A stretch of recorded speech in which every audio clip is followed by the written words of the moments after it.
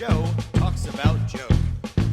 And now, your host, Joe Slepsky. Hey, everybody, and welcome back to Joe on Joe. It's me, your host, Joe Slepsky, and this is the podcast where I watch every episode of the cartoon and read every episode of the comic book in sequential order, page by page, panel by panel, in excruciating detail.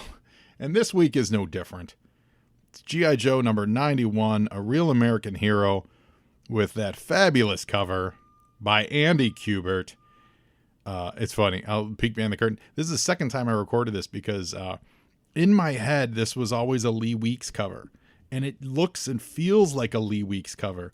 And then I go, oh, no, that's Andy Kubert. Lee Weeks doesn't join the team for a few more issues. But it's a gorgeous cover, and I love it. It's got Snake Eyes and Scarlet and Jinx squaring off against a bunch of red ninjas. We're going to talk about the details on it a little later in the show. But let me know what you think about the cover, issue number 91. Do you love it? Do you hate it? Why don't you find me on social media at Joe on Joe Pod. That is Facebook, Twitter, Instagram. And while you're on the internet, I want you to check out our sponsor, which without whom none of this would be possible. It's the Movies and a Meal podcast. Check them out. Listeners, I know what you need in your life. You need more podcasts. And you also love movies. So why not do a podcast? It's about not one movie. It's about not two movies. It's about 3 movies and a meal. I'm talking the Movies and a Meal podcast.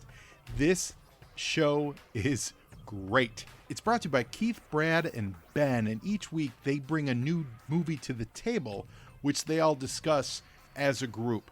And it's not, your highfalutin movies. It's What We Do in the Shadows, The Fantastic Four, Rise of the Silver Surfer, and Out of Sight. It's Bad Education, Ghost Rider, and A View to a Kill. It's X-Men Last Stand, Queen Sugar, The Mandalorian, and Major League 2. They are a lot of fun to listen to. You guys know Ben. It's our friend Ben Pensarga. He was a guest on Joe and Joe. In fact, Ben was the very first remote guest that I ever had on this podcast, so he's always got a special place in my heart. I'm really digging this. I just started listening to it last week. It is a lot of fun. They bring a guest in. The guest, I listened to their Heathers episode. They were joined by Kelly, and she went in depth on her favorite movie, which was Heathers, and it made me want to go watch Heathers to watch with them. I really dig it. So guys, find them out there at Movies and a Meal, Twitter, Instagram. Their website is moviesandameal.podbean.com. They put out 1 episode a week. Give them a listen, guys. Support them. Let them know Joe on Joe sent you. I don't think you're going to be disappointed. It is quite entertaining. And now back to the show. And a couple weeks back, we did a great crossover episode with them. So if you're new to the show, or if you just missed that episode, you should check it out because it's got my portion of the interview plus a whole lot more, of course, talking about Snake Eyes, the movie. Snake Eyes, the movie. I've talked about it like on 3 or 4 podcasts at this point, and, I've kind of said everything I have to say. But listen, the last time was on What's on Joe Mind. That is they're a great friend of this show, Mike Irizarry and Mark and Joe Colton and the gang over there. So please give them a shout out and a listen. Go find What's on Joe Mind. Follow their podcast. Follow them on social. They're really fabulous. I actually really enjoy guesting on their show. They always bring that deep Joe knowledge. I've always said for me, I come to this show more as like a starstruck fan. I don't have a ton of behind the scenes data on this stuff, and my brain isn't as encyclopedic as probably most of you listeners about this stuff.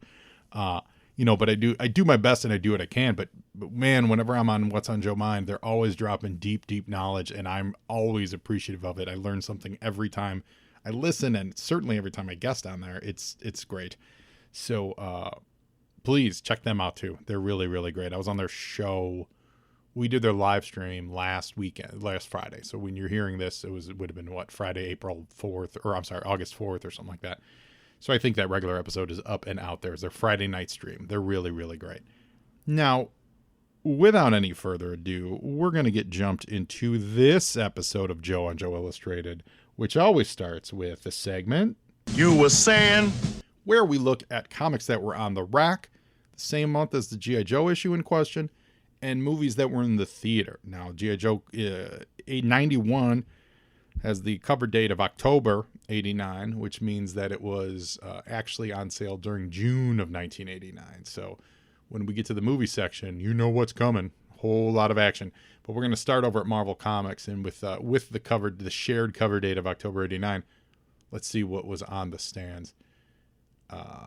Let's see. Amazing Spider-Man 321. We got the McFarlane stuff wrapping up with that assassination plot. Assassin Nation. Get it. The big thing this month, actually, out of Marvel is the Atlantis Attacks crossover is in full swing. There's a whole bunch of Atlantis Attacks crossovers. We got Avengers Annual 18. I say that, and then all the other ones just blanked off my page. What else was there? New Mutants Annual number 5. There was, I think it was X Factor. Yeah, there it is. X Factor Annual 4. That's in full swing. So that summer-long blockbuster is rolling along. We also have Sensational She-Hulk number 6, and it's She-Hulk clutching to a space shuttle as they launch into space. And I believe this is when the start of the storyline when John Byrne took US-1 and turned him into a space trucker. That's right. US-1, the awesome superhero trucker from the early 80s. Byrne revived, brought back into Sensational She-Hulk. If you guys aren't, if you don't know that happened, but you happen to be massive US-1 fans, Team America / US-1 fans, this is it. This is, they go into space, and I'm pretty sure what ends up, if memory serves, US ends up with a space rig, and he becomes a space trucker, space trucking indeed. And it's great. And like the supporting cast is there. He really dives deep into the US-1 pantheon for these stories. And I love it. Quasar number 1 is on the stand. So this is Wendell Von Quasar, who had actually, as a character, had been around for a little while. He was, I want to say Wendell was introduced as Marvel Boy in the pages of FF. And then he was like hanging out with Project Pegasus in like Marvel 2-in-1 with when the Thing would cross over with that. And then this was, they renamed him Quasar and finally gave him his own series with the cosmic bands and stuff. I like him. I like Wendell Vaughn. They've kept him around, and he keeps popping back up every time they go into space with the, like the Annihilation stuff. They keep bringing back Quasar. I'm sure they'll use the nega bands. I think these are the nega bands. That's the other thing too. I often get confused. I do think these are the same bands that Captain Marvel wore when he swapped places with Rick Jones, but they look different. That's what always confuses me about this. Is like they're supposed to be. I think they're supposed to be the same cosmic bands. Passed on by Eon to be like a protector of the universe, which is what Marvel was. That's kind of the lineage they do, but they draw them differently, so that always throws me off. Very much like over in Atlantis Attacks, they talk about the Serpent Crown, how the Serpent Crown was drawn differently. And in those Atlantis Attacks annuals, they go out of their way to tell the background and how they're all this. It's all the same crown, just it morphs based on whatever needs. But they actually explain it away in a background story. Which, big picture, is why comics are freaking great. Because they do stuff like that. They take the time to say, they don't just say, they do, actually, technically they do. That's what no prizes are, to go, oh yeah, we waved it away, it was different. But you have the space to have a writer come in and say, well, actually, there's a story behind that. There's a reason why they look different from issue to issue. And let me tell you that story. That's really cool. You can't get that kind of minutia in other medium. I guess, you could in a novel, like in a book, but in a medium that, combines so many of your senses, it's like it would be rare to see like a television show, if a television show made a mistake, and then they have to devote it would have to be a huge mistake or a huge change for them to vote, to devote a change to it. Like using that classic example of the two Darrens on Bewitched, they just never said anything about it. If it were a comic book, they would show you how Darren gotten into some kind of magical trouble, and she had to rearrange his face so he looked different so that some wizards couldn't find him and track him down based on what he formerly looked like. Therefore, it's still the real Darren. He just looks differently, you know? Like, if you're writing a Bewitched comic book, that's how you tell that story. And I love it. I freaking love it. What else we got? Power Pack number 49. They're hurtling towards our 50th anniversary issue. That's exciting. This has got to be one of the early trade paperbacks here. It's Masterworks trade paperback number 1. I'm assuming this is collecting the pre-FF Marvel Monster stuff, which they've collected in various forms over the years. A lot of Kirby stuff in there. I think there's some Ditko, but there's a lot of Kirby stuff in it. And Fing Fang Foom shows up. I know that. But they had not really done a lot of trades at this point in time. So this monster, I would imagine this Masterworks trade paperback might fetch a little bit extra on the back issue market. I know some of my early trades, I have like a few, but like first printing. Oh no, actually, I don't even think I have a first printing of the Phoenix Saga, but for first printings of the Phoenix Saga, the early Captain America trade, or Captain Britain, the early John Byrne Captain America War and Remembrance trade, like some of that stuff, even though they're trades and they've been reprinted a million times, some of that stuff can fetch, double cover on back issue markets because they're early. They're early examples of trades, and Marvel just wasn't putting out a bunch at the time. Marvel Age number 79 has a dope. There it is. There's the word. A great Howard Chaykin Wolverine cover. And this is from the that Scorpio Connection graphic novel that they were putting out at the time. And here we go. This is the last Marvel thing. Marvel published the magazine, Freddy Krueger's A Nightmare on Elm Street number 1. I am always shocked that Freddy Krueger comic book appearances, Jason comic book appearances, Leatherface, Michael Myers, fill in the blanks of those characters.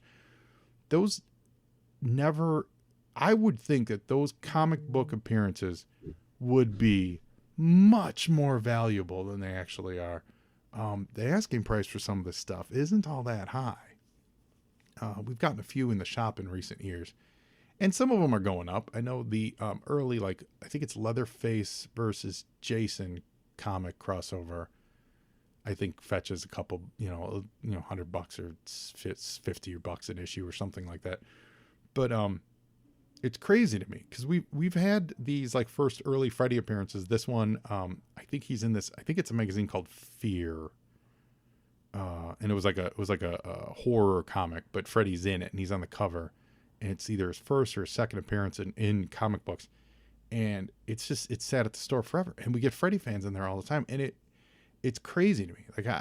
I would have pegged that those fans would jump on it, like Kiss fans. Kiss fans love those early appearances of Kiss. Those books get snapped up and purchased as soon as we get them in the store. The Freddy stuff seems to linger, and the Jason stuff seems to linger, and the prices they're not really out of reach. It's really odd to me. So having said that, stuff like this might be worth hunting down now because I do think the market's going to come back. I think the market for these books one day will snap into place. And people are going to be like, oh, wait, it's actually kind of hard to find this stuff. Like when Freddy has a resurgence, when they finally figure out how to do them on the big screen, that kind of thing. Anyway, that's it for Marvel. You were saying? Now, DC Comics. What do we got here? Suicide Squad, number 34. Looks like Amanda Waller versus Granny Goodness, that is a fight of the century. That's great. I had this issue. I don't remember this issue, but those two women going at it is a perfect pair. My eyes go to Suicide Squad because man, did I enjoy that James Gunn movie. I thought it was fabulous. Saw it in the theaters last week. Watched it again over the weekend. Dynamite. Really, really great. A whole lot of fun. One of probably, if you consider the current DC Universe movies, probably second favorite, maybe behind Wonder Woman. Just a well-realized movie. I think it was a little, you're going to critique. I think it's a little long. I think it was 2 hours and 15 minutes. It could probably shave 15 minutes here and there just to tighten it up. But overall, dynamite. Great character stuff. The performances were lovely. I really enjoyed the Ratcatcher story, without getting into, spoiler territory, but just the Ratcatcher story actually really worked for me. And all of the characters kind of coming together in that regard, but without being too saccharine about it, because they're still, bad guys. It was great. Idris was great. Didn't realize it was really Idris's movie until I was watching it. Oh yeah, this is Idris's movie. Yeah. And Peacemaker was fabulous. Best I've seen John Cena. And I've enjoyed his work. I have enjoyed his work. He's gotten better acting wise. And this was absolutely the best I've seen Cena in any of his roles. So that's absolutely a recommend from this broadcaster. What else do we got here? Justice League number 31, Justice League of America. This is the female Dr. Fate shows up. That's a series that doesn't get a ton of retro love. This was when the husband and I think they were husband and wife team were swapping Fate bodies, so they gave Fate a female form for a while, and she shows up to join the League. I think this is the Teesdale Imperative, which I think involved some vampires over in England, or just Eastern Europe, I believe. Hawkworld number 3, which is the final part of that Hawkworld series. I talked about that 2 issues ago with the number 1 issue. Cannot recommend it enough. If you guys have never read Hawkworld, please do yourself a favor. Check it out. You will not be disappointed. It's just great. Batman's running on 2 bi-weekly issues because they got the big Batman 89 spoiler we're going to talk about as a movie. So it's the Mudpack storyline with all the clay faces coming together and fighting Batman and Robin. Or actually just Robin just Batman because Robin's DED. So Detective 605 and 606. And yeah, it's Detective that's running bi-weekly, not Batman. Batman's just a once-a-month cover. What else do we have here? Superman at his Fortress of Solitude in 459. Yeah, and there we go. I think that's it for DC Comics. Now, You were saying? heads to the theaters. And it was actually a pretty big month for resonant films here. We're going to fly through them. On June 2nd, Dead Poets Society, which is just a delightful movie and, made all the more touching or resonant, with the passing of Robin Williams and et cetera and so on. And it's just a charming movie. Also on June 2nd, Vampire's Kiss with Nicolas Cage. That's the one when he thinks he's been bitten by a vampire, or maybe he has, maybe he hasn't. It's up to you, the viewer. And he's just great. The scene when he's telling her about filing is an absolute all-timer. June 9th, Star Trek V, The Final Frontier. What are the rules? The rules are the even number Star Treks are good. So this is Star Trek V. That's all we'll say. June 16th, Ghostbusters has the opposite rule. The odd number Ghostbusters are good.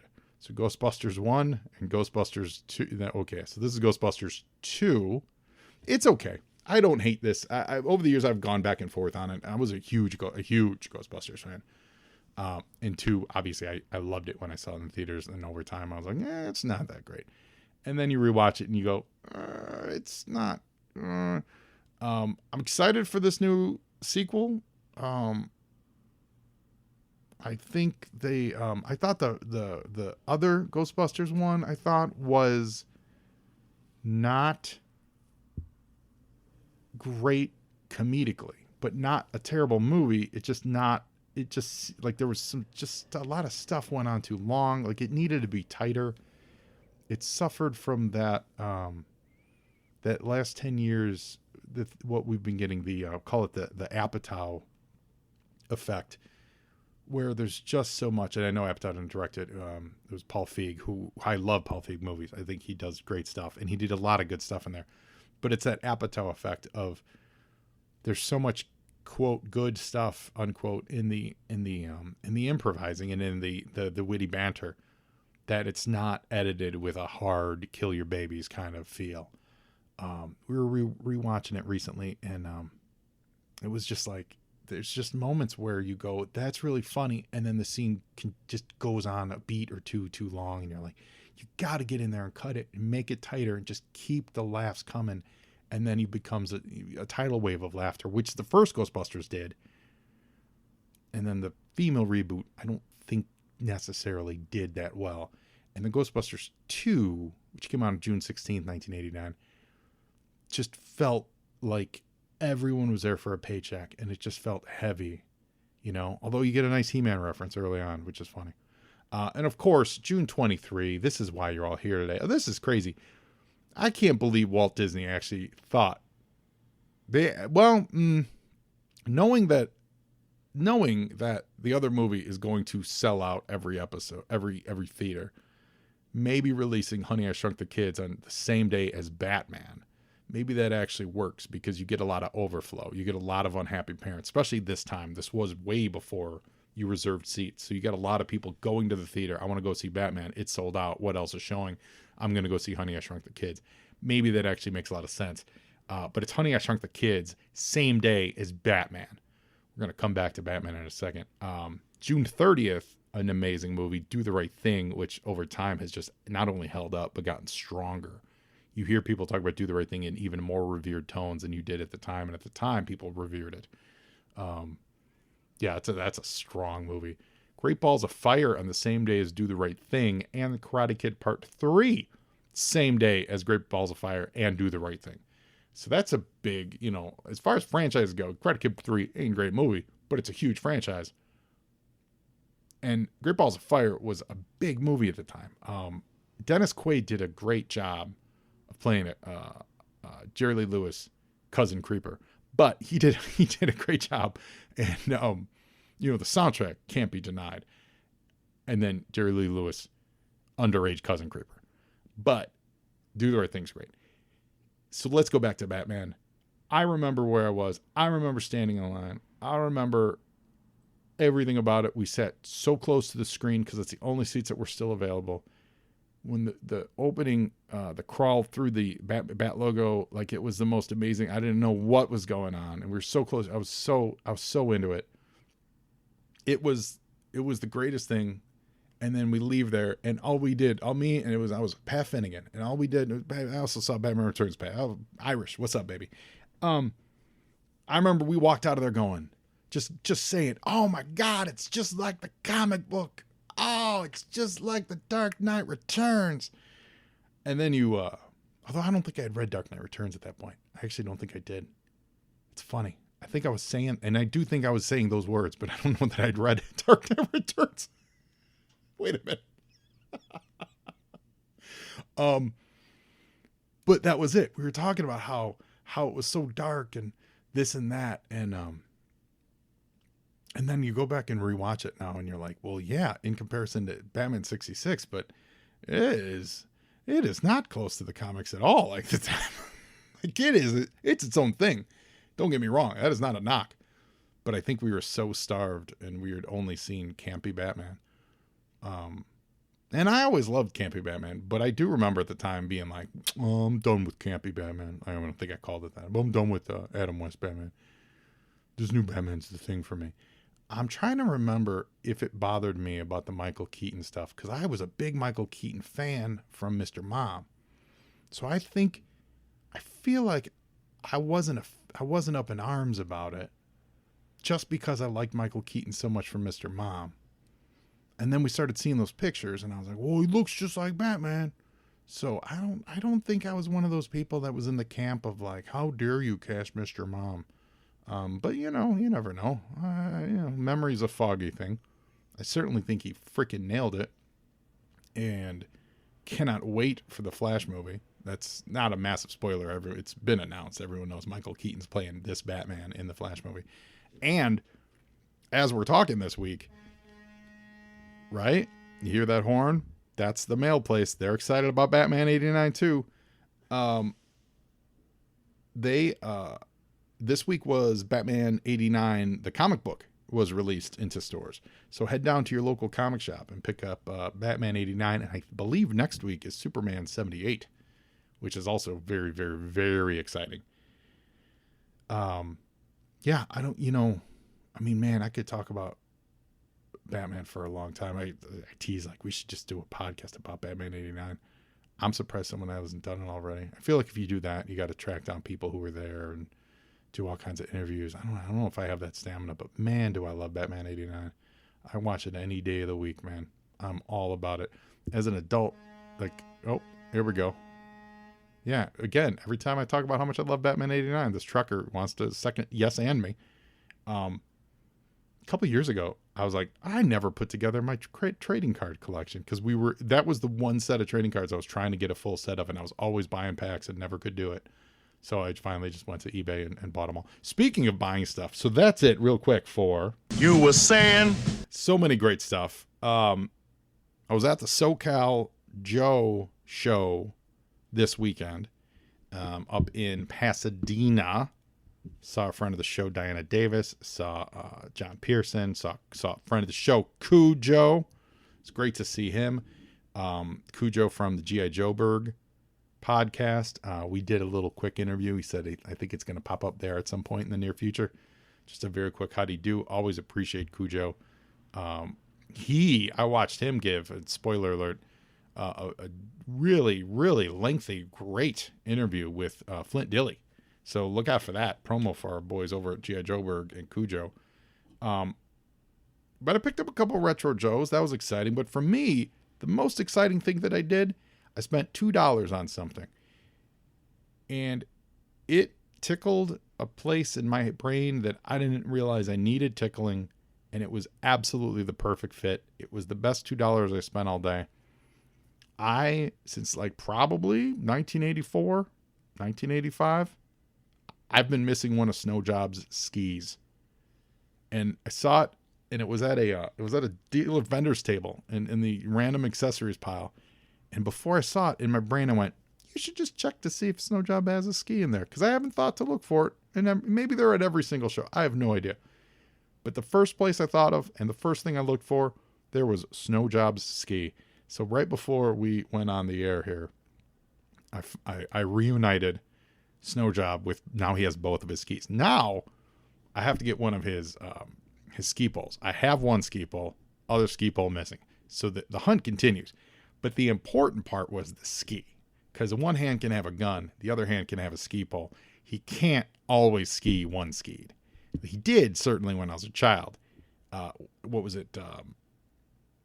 What James Bond movie? In one of the James Bond movies, he skied with one ski, and I think it was not The Living. No, it was Roger Moore's View to a Kill. I think it was the beginning of View to a Kill when he went with one ski. When I saw that, I was like, that's just like my Snowjob.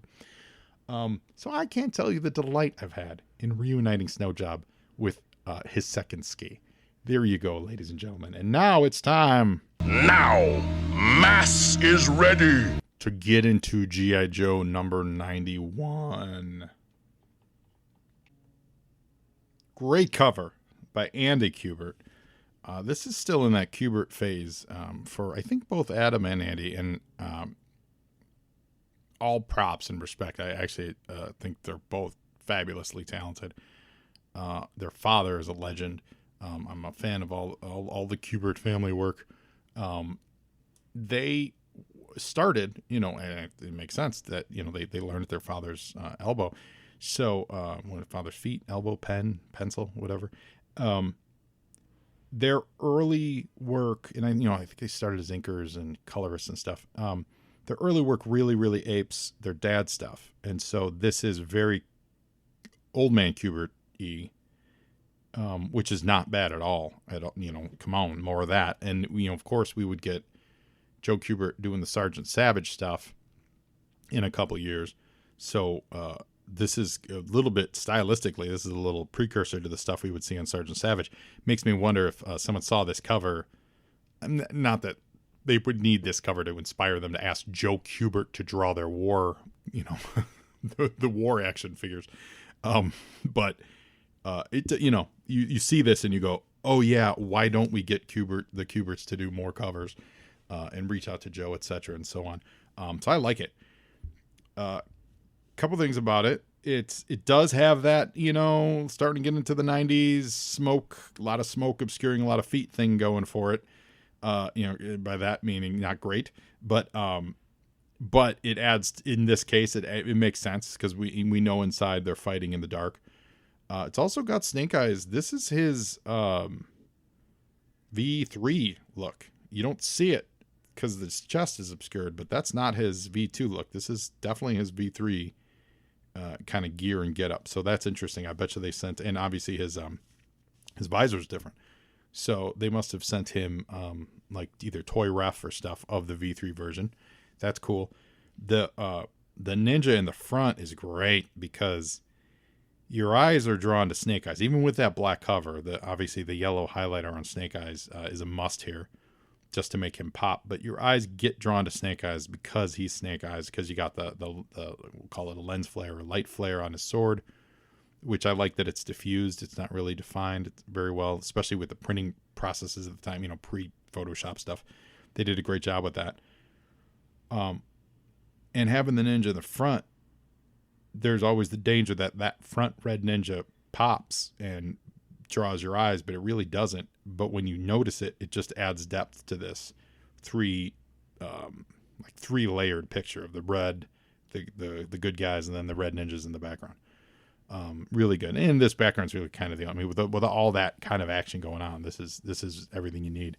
It's a good looking comic. Again, like I said in the front, my brain always thought this was a Lee Weeks cover. It's got that feel, but Lee Weeks has that Kubert feel.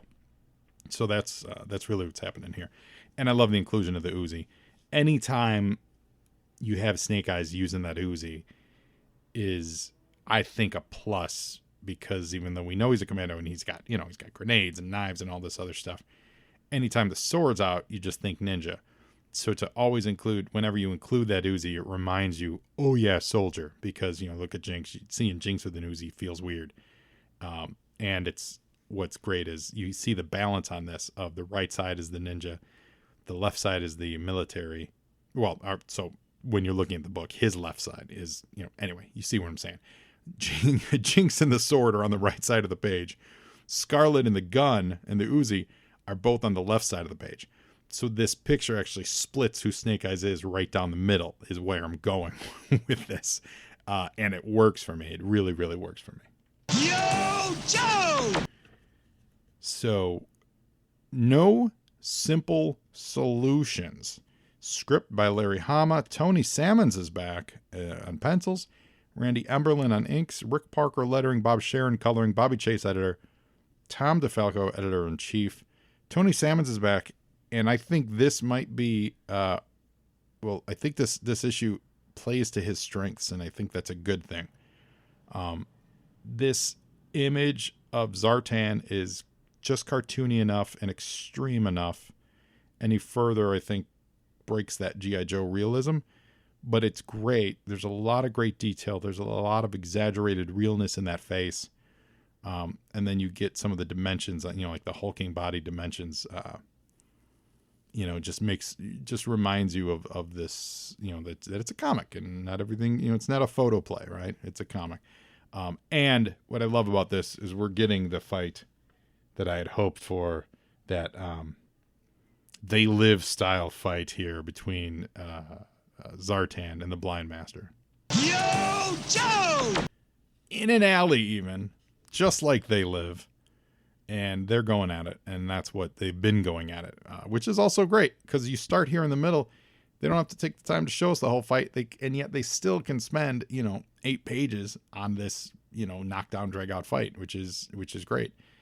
There's a lot of catching us up on who's fighting who and why. The line that Larry writes here is wonderful, and I this is a line that I remembered for a long time. It always made me laugh. I must admit, you've put quite a hurting on me, Zartan. I doubt if the soles of my feet will ever recover from the vicious pummeling they have received from your face. It's just great. And we learn that, this is retribution for the death of the Hard Master. And this is when Zartan realizes how he's doing it. Some kind of like radar sense, like Daredevil, like a hypersensitive hearing. So Zartan uses trickery to he throws the stick basically to make some noise so that Hard Master reacts in a different way. It's interesting that it took Zartan that long to figure it out. Yo, Joe! So Zartan gets a little bit of the upper hand here. And we see, this is some really great insight into Zartan's character. That he's felt hounded all these years because of the guilt that he made. So it's almost like the guilt over Professor Onihashi, who was the sword master, right? So this is to catch everyone up, right? And actually, this is a great dialogue box here. Zartan was apprenticed to Onihashi, the mystic swordsmith, who committed harakiri and shame over Zartan's actions. In G.I. Joe number 84, they told the story, which we reviewed a few episodes back on this show. More of this in modern comic books, please. More of this. Use editor notes. Explain to people these connections and interrelations so that it makes us want to... Because I read this and I go, man, I got to get my hands on G.I. Joe 84. I got to find out what he's upset about. We also learn here, and I would not be surprised if the writers of Snake Eyes the movie were using this comic book as one of the references for Blind Master. When Blind Master says, "You call killing my best friend a measly mistake," it's establishing that not only was Blind Master a student and a master and part of the Arashikage ninjas, but he was his best friend. Hardmaster was his best friend. Cut to that Snake Eyes movie, I absolutely got the feeling that Hardmaster and Blind Master were very good friends. That they were, not just peers in a way that you are, but actual buddies. I really got that feel from the movie, and so that's great. I hope this is a little reference to that. And of course, this page ends really well with Zartan kind of grabbing his lapel, and Blind Master is laughing. He says, "That was a big mistake laying your hands on me like that." And he just gives this big ass-eaten grin. He says, "Now I know where you are." This final panel is just awesome. And this is that Tony Salmon's exaggerated face, that exaggerated facial acting that he does really, really well. And he's getting this beat up blind man with just absolute exhaustion and satisfaction that now the tide is going to turn, and you get all of that in this exaggerated face that he gives him in this final panel. It's really, really well done. Yo, Joe! Meanwhile, a few blocks away. So this stuff is what I'm talking about when I say this issue plays to Tony Salmon's strengths. He does the real world, a real cartoon world, nicely. I don't know that I love his military stuff, because it's the military stuff I like to be a little more grounded, a little more, a little less exaggerated. But his side characters have always been really, really, really great. And there's a lot of side characters in this. Even the fight between Zartan and Blind Master, it's essentially a fight between a G.I. Joe guy, Cobra guy, Zartan, and a civilian, Blind Master, who's dressed like a civilian. There's a little ninja action, but there's not a lot of actual military play, which is this being local, being on the streets. You got a cop here, you got bystanders, you got a store owner guy, the streets of San Francisco, skateboarder, this Tyrone kid, the skateboarder. That all plays to what Tony Salmons is really, really good at in that Will Eisner-y way, where Eisner drew the neighborhoods, and he drew the people of the neighborhoods really well. And all of his people looked unique and distinct, and they were short, they were fat, they were ugly, they were pretty, they were, they had life to them. And Tony Salmons does a really wonderful job with that. And this issue accentuates it. So we get this Tyrone kid, which you guys remember him from a couple issues back. Blind Master took him under his wing. And so he's looking for the Blind Master guy, and he's skating all over town. And, and he's just doing all these tricks off walls and stuff. And it's a way to give us some action on the page of some pretty standard scenes of just a kid that we barely know talking to people we absolutely don't know all over town looking for the Blind Master. But that skateboard action gives it some move. Yo, Joe! Meanwhile, on another coast, so we know we're in San Francisco, so now we know we're over on the East Coast, and this is Broca Beach. This part's a little confusing, and it's stuff that we generally don't get a lot in G.I. Joe, this theater of the mind thing. It opens with the Dreadnoks, Zartan,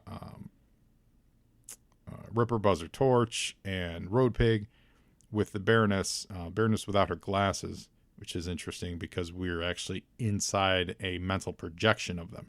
But they're behind the wheels of a helicopter, but we don't know that it's symbolic until this third panel. So the first one looks like they're all flying somewhere, and then you see that they're flying towards what would be a giant clutch trapped in the brainwave scanner, and then by the third panel you see their helicopters actually entering the brain of Clutch. So the whole thing is happening, like in the mindscape, which works, totally works, not a complaint. And we see what their plan is. So Clutch has been with the Joes from the beginning. So they're going into his brain and they're going to kind of rewire it a little bit. And the Dreadnoks ask if it's okay to smash some of these memories. Yo, Joe! And here we go with some of this smashing. We meet Margaret Boberek. Wonder if that was a play on Bo Derek, but Margaret Boberek, who Clutch went steady with.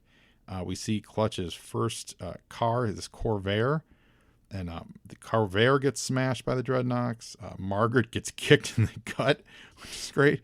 Uncle Arnie, who ran the Texaco station, he gets the crap beat out of him by the Dreadnoks. Clutch's favorite toy, which was an old race car. There's also a Gumby toy.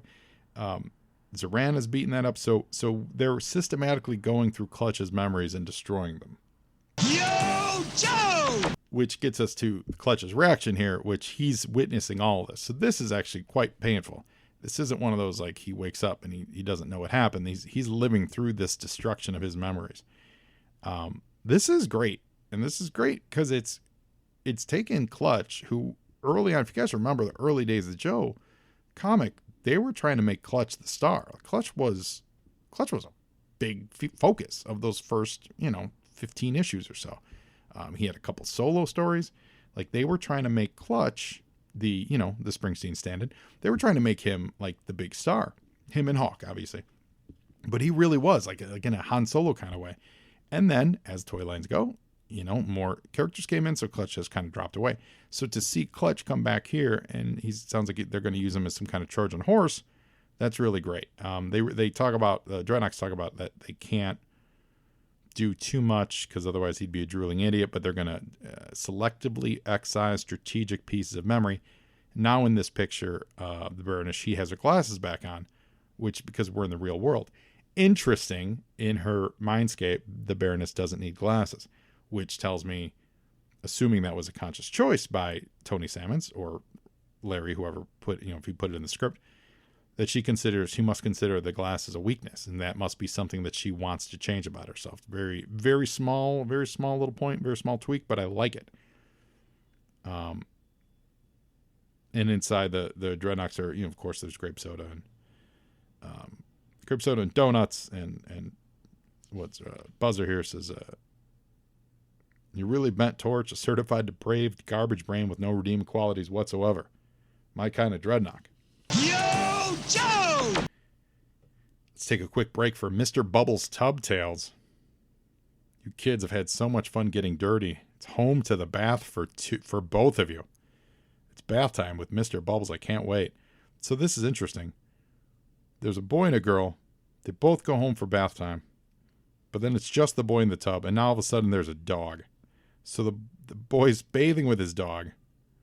The girl, I'm glad, I'm pretty glad they didn't show the boy and the girl in the tub.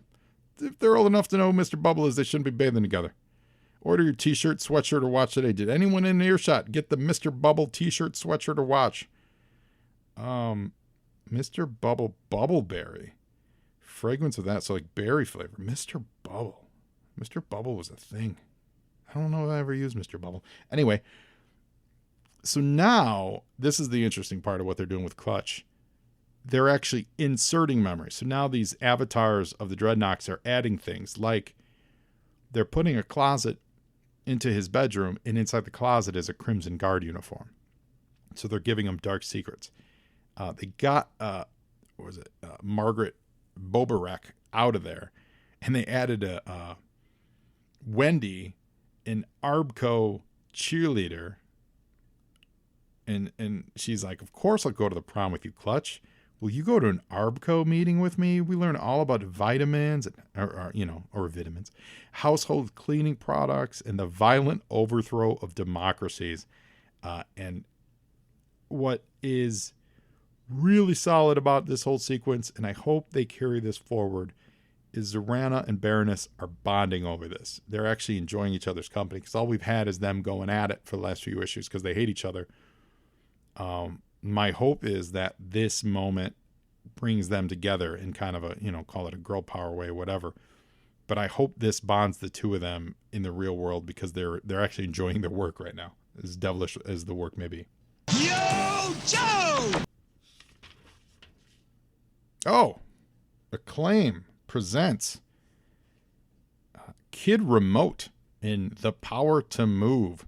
Did anyone have an Acclaim remote control for your NES? So this kid, he's stuck in a rut. He was at the end of his rope, because his rope was only so long. Like, his game controller was just so, like, he had so much room, and he had to be away from the cord. He had to cut the cord with the Acclaim Power to Move Kid Remote. Now finally he could put the moves on WWF superstars from a distance. He could play the game Airwolf from distance with rapid fire, and he could also battle Iron Sword, 30-foot remote range. Here's my question. Who could see what was going on the television from 30 feet away? Those TVs, back in the day, if they were bigger than 20-inch, they weighed 500 pounds. The resolution was garbage. You had to be close to your TV to play video games. You couldn't see what was happening on the video screen from more than, at the most, 10 feet away. Not saying a remote wouldn't be, useful. But those controllers were, like, especially the NES stuff, that was the right distance from your TV. You were playing on small TVs. Even a big TV would be at the most a 30-inch, 20-inch. You couldn't, and I know my eyes have gotten terrible, but 30 feet away, I don't like to be, I couldn't imagine playing a TV video game now 30 feet away. It seems like overkill, Acclaim. Just saying. Meanwhile, back in San Francisco, Tyrone is getting in more trouble with the local toughs. And this is what I'm talking about. Look at the faces on these two dudes. This middle panel, he runs in a couple local dudes, and they're like, they're giving him the hassles for trying to find the blind master, blah, blah, blah. The faces on these two dudes in the middle are great. They are different people. They are unique. They are distinctive. They have lived a life. They're gruesome, but they have lived a life. And they all look different. Tyrone, and this, I don't even know if they have names, but Tyrone and the half-bald dude, Vladimir, and then the little dude, they all have different faces. They have different noses. They have different eyebrows. This is what I'm talking about with the Tony Salmon stuff. But it's also a moment, story-wise, to get us this lesson that Blind Master's been teaching Tyrone that to not fight. Like, what Blind Master says, that he can't advance unless he can control his anger and cleanse the violence from his heart. So even though these guys, they steal his, it's not surfboard, steal his skateboard, he's not going to fight him, even though he knows he could whoop him, because that's just not the path to inner peace, which is cool. Yo, Joe! Now, we're going to check up on the burned out cabin in the High Sierras, which we touched on a little bit last issue. Where the Red Ninjas, remember, it was Jinx, Scarlet, Snake Eyes, Storm Shadow with Timber, and the Red Ninjas had kind of attacked him. And Timber's cut up, but he's going to be okay. And they keep calling him, he's a tough old wolf. I think we find out later that he's a girl, which is weird that they wouldn't know that now. Don't they? I think, didn't we? I think we talked about this last time too. Anyway, Scarlet's actually doing the narrative lifting for newcomers to let us know what's going on to catch us up, saying, how could you and Snake Eyes let Storm Shadow go off and fight the Red Ninjas by himself? So this is a reminder to the reader of where Storm Shadow is. Scarlet wouldn't ask that. Scarlet knows the answer. She's in. She's part of the gang. She wouldn't do this. But you need someone there to remind the readers of what's going on. And then Jinx to follow it up with, that's the way it must be. This is a personal duel between two ninjas. And let us know also that Storm Shadow and the Red Ninja are seeking a high place near running water where they can settle matters with cold steel. And that's when we're visited by a whole phalanx of Red Ninjas who are now cornering Snake Eyes and Scarlet and Jinx and Timber. Let's not forget Timber. Yo, Joe! Never forget Timber. I can't wait to get my hands on that new Snake Eyes Timber classified figure. That thing looks great. Got mine on order. Actually, I got a roadblock that the third run. They got 3 roadblocks out there now. 3 roadblocks and no shipwrecks yet in the classified series. Anyway, but yeah, he just shipped from Target today. I'm excited. So now we do catch up on the Red Ninja and Storm Shadow. And we find out this is actually the same Red Ninja that was driving the bus that crashed with Zartan back when in the Silent issue when they attacked their academy. So he was left for dead, but he survived, and now he's found Storm Shadow. This third panel dialogue is way clunky. It's way too clunky for a Storm Shadow moment, which is too bad. If all you wanted to do was talk, you should have picked a fight with Morton Downey Jr. Anyway, Storm Shadow pulls a sword, and they're going to get at it. Now, it's funny, the Red Ninja's like, wait, before you kill me. Although he doesn't think he's going to die. But, before we get to it, don't you want to know why I contacted Firefly to find out, what? Don't you want to know? Because Firefly way back in issue 31, he knew where the cabin was, so Firefly gave them the location of the cabin, etc. He's like, don't you want to know who the Red Ninjas are? And he reveals that also has an arm tattoo of the clan. Yo, Joe! And I take that back. I don't think people who wrote Snake Eyes the movie read this issue, because if they did, they would have included an arm tattoo. At any point in the movie, someone would have shown that their arms were tattooed with the Arashikage logo. So I take that back. There's absolutely no way any of them read this issue. So back at the burnt out cabin, Snake Eyes and the gang, we see all the ninjas as if on cue. They all pull up their right arm sleeves, and we see that they all belong to the same clan as Jinx and Snake Eyes. And we see here that there's some dialogue problems. There's actually an error here, where Jinx says "me too" Scarlet, even though she's not me tooing anything, because Scarlet just says these guys all belong to the same ninja clan as Storm Shadow. I think the balloon was supposed to be Scarlet saying, I had thought the clan had scattered, and then Jinx chiming in with a me too. But they have all that being given to Jinx. So if you're reading this, and that's a little bump. I like this second panel a lot. And Tony Sammons does this perspective a few times in this book, and I've noticed it as I've gone through the second read.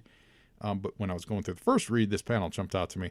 He puts the camera absolutely on the floor, doesn't give you any of the floor. He makes the panel the floor, and it just throws a nice shift of perspective. You're used to that camera being 4 to 8 feet up, in the sky. By putting it at that worm's eye view, and really, really locking it down, it makes Timber pop. Now, Timber looks like some kind of monster Wolverine here, but mixed between, he actually looks like a bear cub too. It's really weird. But I like this floor shot. And if you look throughout the issue, there's a few other instances where he does this. And I'm all for it. I think it's a nice stylistic choice on his part. So they're all going to get to it, basically. Everyone's drawing their swords, and they're all going to fight to the death. Yo, Joe! And that's what's happening at the waterfall. So Storm Shadow and the Red Ninja, the head guy, they're about to get to it. Nice breaking of the panels here. He doesn't use this a lot throughout So when he does use it on this page, it really pops. This is the Red Ninja, like his leg, his knee, and then the sword, the butt of the sword breaks the panel. It really, really pops on this page. And then they start going at it. What's cool is you see some salmon swimming upstream, which is a nice, fun little detail. Now, this is if you're thinking about why is this Red Ninja so mad at Storm Shadow, they answer this here, and I don't necessarily buy it, but okay.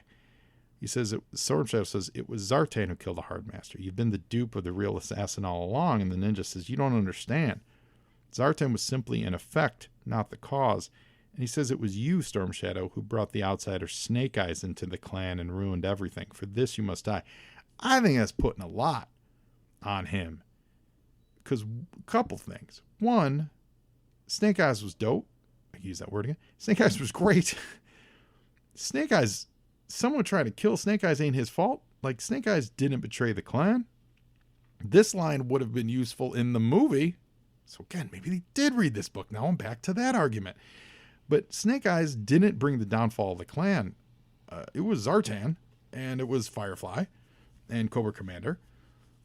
If he knows the truth of that, then he shouldn't be upset with Storm Shadow. And as far as bringing in outsiders, you telling me the Blind Master is not an outsider that they adopted? Now, in the movie, they also adopted Akiko and stuff, which makes it weird to be upset about an outsider coming in the movie, because you've got Akiko in there.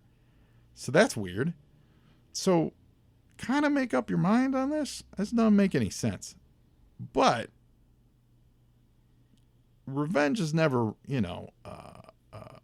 revenge is never really sane. It never really makes sense. Like, these guys are upset. They don't have a clan. And they got to take it out on somebody. So, and we have to justify why they would have teamed up with Zartan, which is weird. I feel like they would have killed Zartan too. Anyway. Yo, Joe! Not going to get hung up on that. Back at the cabin, we're just getting great ninja action. Some nice aerial view work here. I like the inclusion of the doves because the camera's really high for you listening. Camera's really high. You see, in this forest glen, and then the camera's getting closer, and you see more people. You see the gang fighting the Red Ninjas, and then it's even closer, and you see Jinx and Scarlet get at it, and then you see there's some gunplay. It looks like the gunplay, which I think is supposed to be Snake Eyes shooting. It's almost like this is dead game level of disappearing weapons here. There's some gunfire that appears to hit Jinx.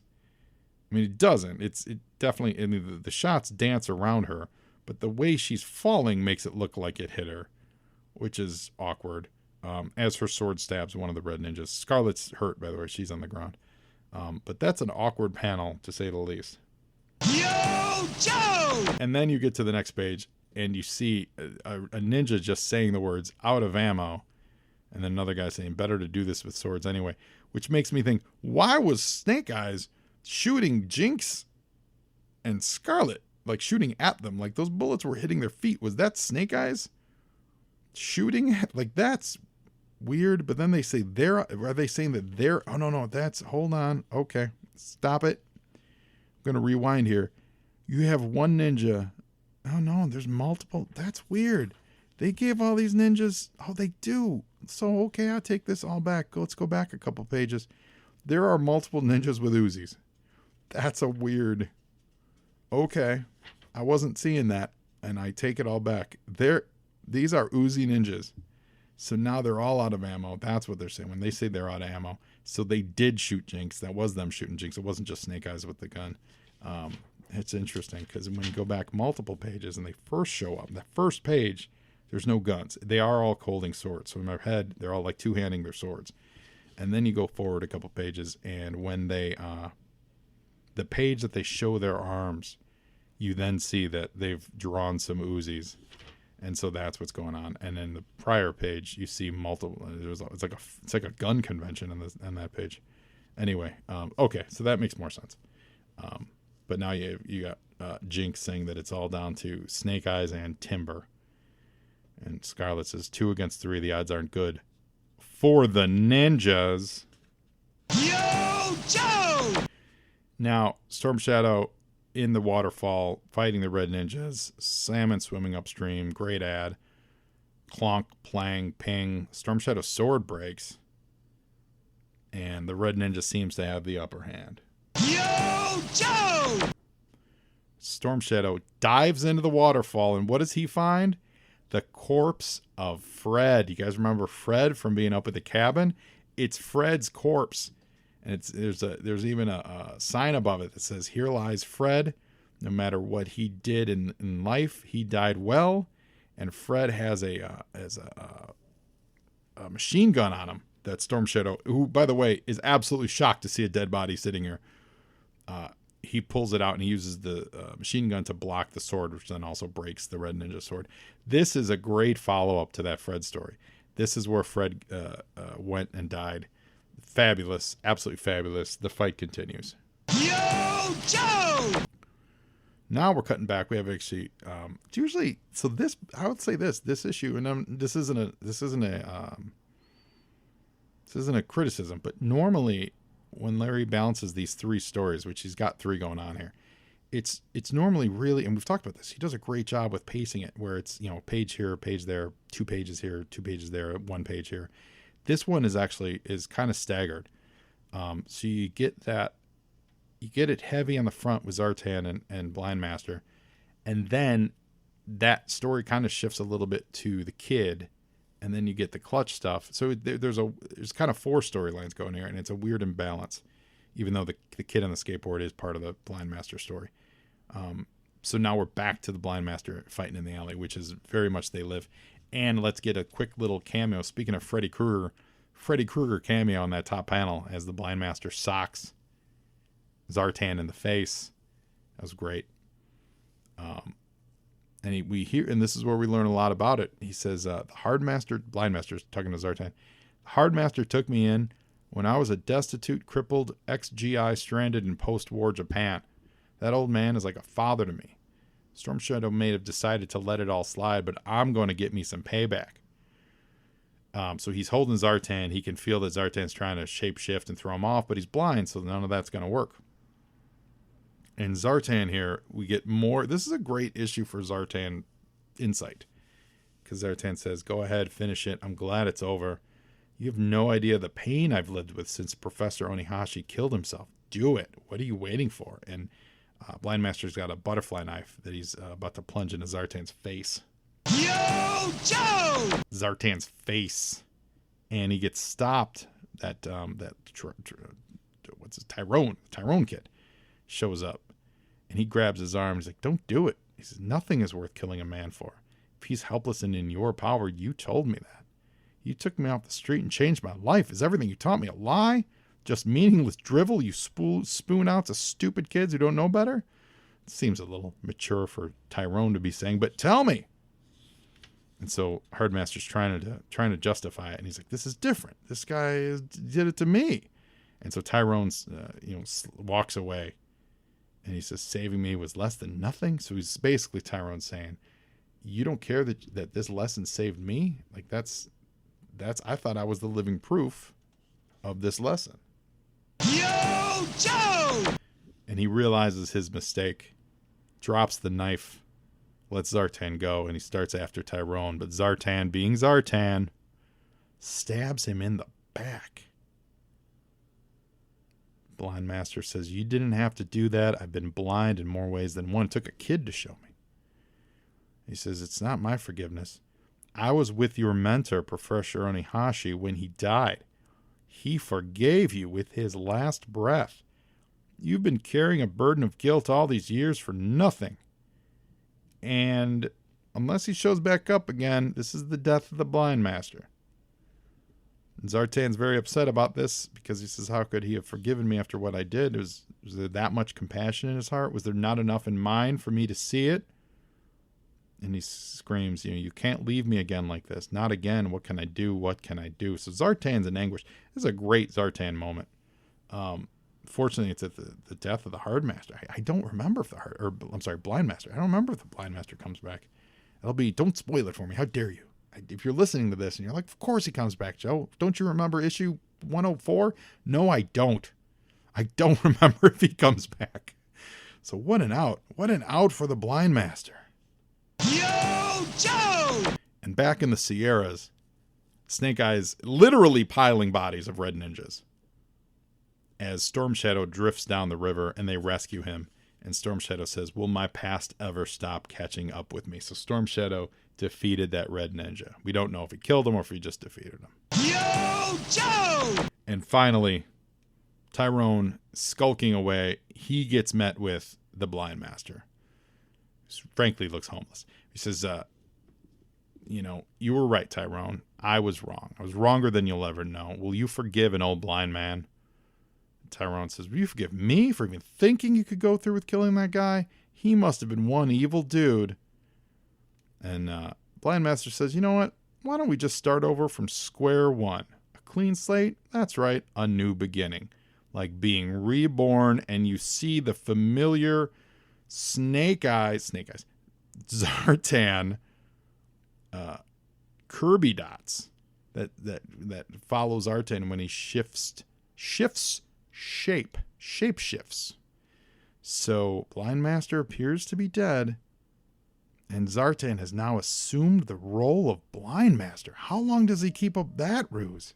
Long enough to redeem his honor? And what about Tyrone? How long are we going to lie to Tyrone? There's so much going on here. And we even got postbox from the pit. Now, we've got letters from all over the world. And there's one letter that's fabulous. So we're going to cover, we've got letters from Alexander Sandoval from Los Angeles, California. I've got Chad Plank from Windsor, Colorado. Chad, what's up? Mitch Grady, Stanton, New Jersey. Or sorry, Stanton, New England. Nebraska. Sorry, let me rephrase that. Mitch Grady from Stanton, Nebraska. Craig Anderson, who's living in obscurity, address withheld by request. Alvin Cunningham from San Antonio, Texas. Shout out to Alvin out there. Chris Connolly from Dearborn, Michigan. Shout out. Now they're talking, the subject of this is the issue 85, the silent issue. And we're going to go to the one letter that stood out amongst them all. Possibly ground zero for being an internet troll and pre-internet. I can't imagine what Shane, quote, cool, unquote, Nicholson is like today on the internet. But I'm sure he's delightful because he writes, and I'm going to read this. Dear G.I. Joe Magazine, I'm writing concerning your magazine. It has been pretty lousy lately, starting with issue 61. You shouldn't have killed CC. I'm not that upset, but a lot of other people are, and with them mad, you're losing a lot of readers. Then, the issues after haven't been exciting at all. Issue 82, Weeding Out, was completely unrealistic. Duke is supposed to be a nice guy, not here. Here he's a tough, macho, put-on kind of guy, and rude, too. On page 6, wow, nobody makes you commence chewing. Back on, right? Surely you know. Back on page 3 at the top, who the heck are those other Joes? There are no such people as Funky, Blister, Jody, and No-Show. After Budo Repeater and Lightfoot, 8, each of their faces were all scraggly because they hadn't shaved, but when they woke up, they were shaved? Your magazines are really cheap, and so are the people who write back to kids who write to Postbox the Pit. They're always putting people down. My father, who is a lawyer, is very displeased. He has thought about a lawsuit, but he doesn't want to waste his time. That's Shane Cool Nicholson. Boy, Shane Cool Nicholson, you're a jag. And that's it for the show today, guys. Thanks for listening. I appreciate each and every one of you listeners out there. Until next time, now you Joe, and Joeing is half the battle.